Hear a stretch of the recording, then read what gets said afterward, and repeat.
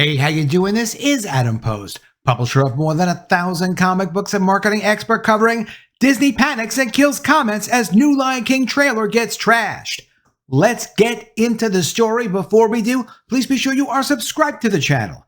Click the bell for notifications. Give me a thumbs up. I really appreciate you guys. Coming from Cosmic Book News, Disney's Mufasa the Lion King trailer disliked nearly 250,000 times on YouTube.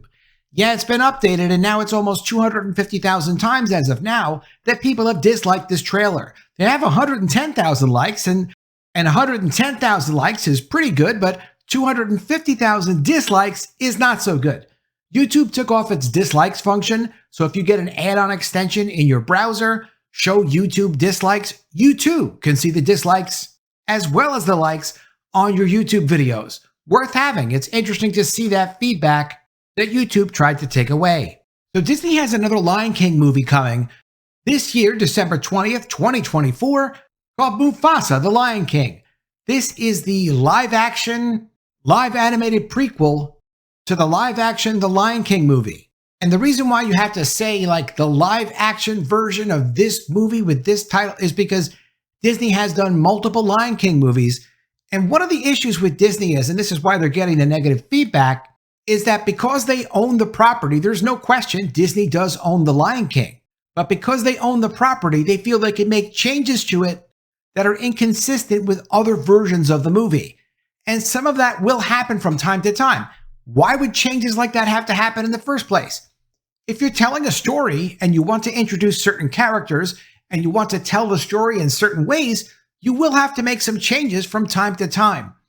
But when you have a brand and you have established characters, people do expect that the characters won't be changed that much, that their history won't be inconsistent, that if you spent time investing yourself in someone's story, in a company's brand, that they will at least be consistent with what they did in the story before. And it's not just a matter of being picky.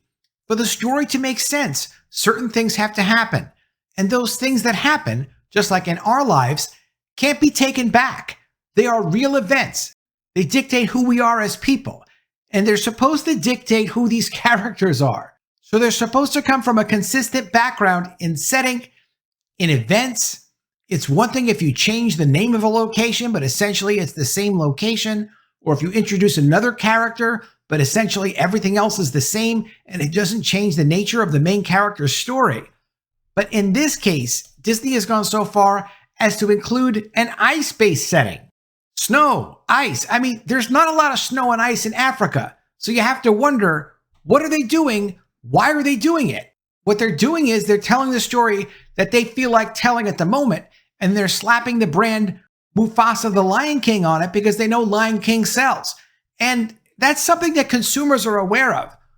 We know that Lion King has generated a lot of money for Disney. We know it's sold a lot of merchandise, ticket sales, DVDs, Blu-rays, things like that. Yeah, we get it. And we understand that, and we know Disney's trying to make money. But at some point, Disney does have to respect the source material if you're going to respect Disney and you're going to appreciate the brands. This isn't really even a woke issue. This is an issue about respecting the material that you own. Just because you own the material doesn't mean you get to do whatever you want to do with it. And if you do violate trust with customers, customers will turn away from those brands. Similar to Marvel and Star Wars, fans aren't happy with retcons and big changes. Disney released a trailer for Mufasa the Lion King, which serves as an origin story to the 2019 film by Jon Favreau and is based on the popular 1994 animated movie. Per the official synopsis, Mufasa the Lion King enlists Rafiki to relay the legend of Mufasa to young lion cub Kiara, daughter of Simba and Nala, with Timon and Pumbaa lending their signature shtick. Told in flashbacks, the story includes Mufasa as an orphan cub, lost and alone until he meets a sympathetic lion named Taka, the heir to a royal bloodline. The chance meeting sets in motion an expansive journey of an extraordinary group of misfits searching for their destiny. Their bonds will be tested as they work together to evade a threatening and deadly foe. Both the 1994 and 2019 movies have made well over $1 billion each, so you would think it wouldn't be hard to get the origin story right. It turns out there's a lot of fan backlash to Mufasa the Lion King, as after only one day of being released, the trailer had 148,000 dislikes, now up to 250,000 dislikes, on the official Walt Disney Studios YouTube channel. For a comparison, the Favreau trailer released 5 years ago had 1.3 million likes to only 47,000 dislikes. What causes this? Why are people so upset with it? Disney, because they own The Lion King just like they own Star Wars, they own Marvel, they control Doctor Who, has decided they will make changes to the story to tell the story that they want to tell. And you can understand that. You can understand like, well, look, here's the kind of story I want to tell. I want this character to have certain inspiration. I want it to have certain challenges. Completely understandable. But once a history is established, you have to have a really good reason to change that history. And really, there's almost no reason to change that history. Because why should people be passionate about and care about the brand? If it's just a story about a lion cub, so how is this not just a ripoff of the original version? Just because you own it, it doesn't make it not a ripoff. I could do a movie similar to The Lion King and just call it something a little bit different and not have the character have the same background and not have the character have the same relationships and history. Maybe my lion cub could come from another planet. But how would that be The Lion King? Unless you just put the Lion King name on it. The characters' histories and experiences define the brand. The brand is really nothing without the key characters. Disney has never come to understand this. Whether it's about Star Wars, Marvel, and now Lion King. Here's what the comments said before Disney turned the comments off. What do the comments say? Some of the most liked comments offer the following, where a couple comment about comparisons to The Last Jedi and Captain Marvel. Quote, without a drop of nobility, which is something they say in the trailer. So this movie literally retcons Mufasa's whole conversation with Simba, making him the first king of the Pride Lands.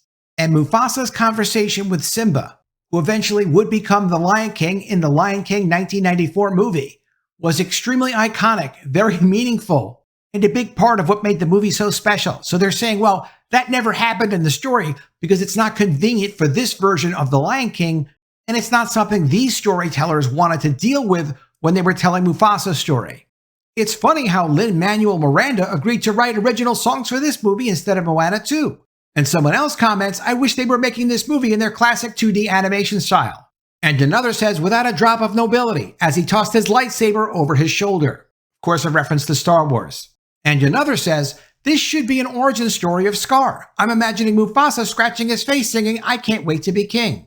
And it would be interesting if Disney would have gone and told the story of Scar, even though Scar winds up being an evil character.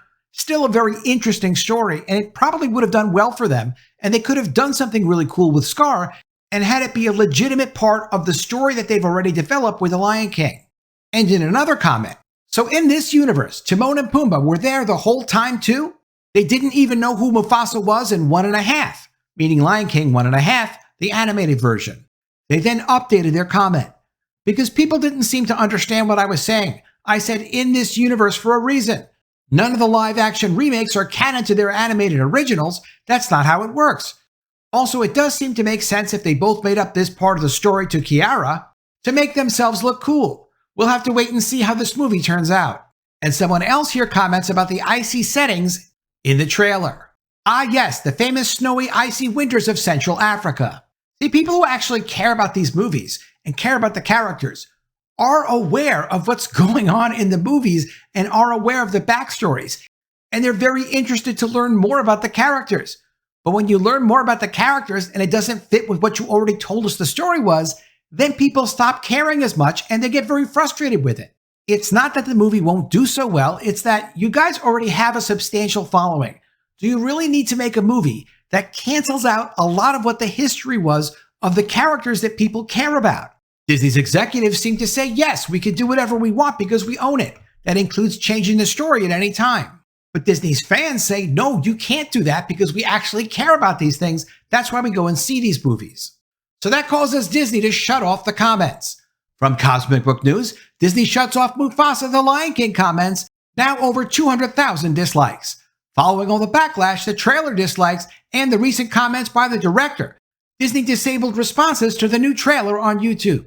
The backlash is real surrounding the new trailer for Mufasa the Lion King, as now Disney has disabled comments on their official YouTube channel. The trailer was only released on Monday, but has gotten so much backlash that even the director is now involved and has responded to fans. Here's what the director had to say, because he was getting attacked on Twitter for getting involved with the movie. From The Hollywood Reporter, Barry Jenkins' response to criticism that Mufasa the Lion King is part of a soulless machine. Part of what makes Disney a soulless machine is that the stories they put out don't really mean anything. The characters that they use to tell their stories also don't really mean anything. There's really nothing legitimate being told. They also get criticized for retelling the same stories again and again. And one way they could have avoided that was by building a history for these characters and making their stories coherent over time. They could have done that. They could have said, you know something, we will tell a great story. Even if people criticize us and say, look, why do you keep going back to the same old stories again, dealing with the same old characters? And they could have said, look, but you don't know Mufasa's origin. Don't you want to know Mufasa's origin? Mufasa was the original Lion King. He created this multi-billion-dollar franchise. We have a right to tell his story. So here's his story. Pay attention. You're going to love it. But the problem is when they don't respect what came before, fans can't respect what they do now. And the fans are the people that actually really care about these movies. This could create a massive negative narrative for Disney and damage the movie for the December 20th release. From The Hollywood Reporter, Barry Jenkins' response to criticism that Mufasa the Lion King is part of a soulless machine. Jenkins defended working on his forthcoming prequel after Disney released the first trailer this week. Barry Jenkins isn't necessarily feeling the love from every social media commenter over his involvement in Mufasa the Lion King after the Disney prequel released its first trailer this week. After screening footage at CinemaCon earlier this month, the film's trailer was released online and features narration from Rafiki explaining that the movie offers the origin story for Mufasa, the lion patriarch featured in 1994's animated The Lion King and Jon Favreau's 2019 photorealistic remake of the same name. Jenkins took to Twitter on Monday to share the trailer, and his post was greeted with both favorable responses and also some negative ones, with the criticism apparently stemming from backlash to Disney's trend of reimagining its previous animation hits. One user wrote, "Barry, you're too good and talented for this Iger's soulless machine," referring to Disney's Bob Iger. The filmmaker, whose 2016 drama feature Moonlight won 3 Oscars, responded to the comment by defending the original 1994 animated film, which takes inspiration from William Shakespeare's classic play Hamlet. Quote, "There's nothing soulless about The Lion King," Jenkins wrote.